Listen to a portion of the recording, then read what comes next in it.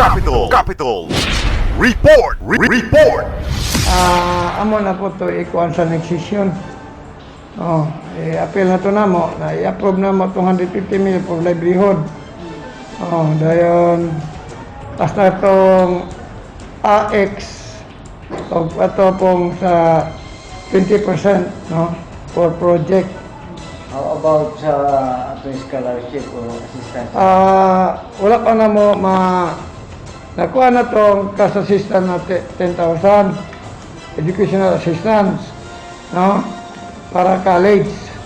Pero katong akong giingon na ang income sa parents below 15,000 kinalan i-full scholar to.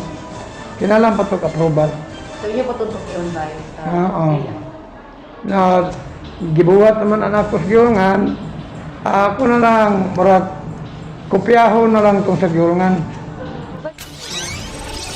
Aksyon! Balita!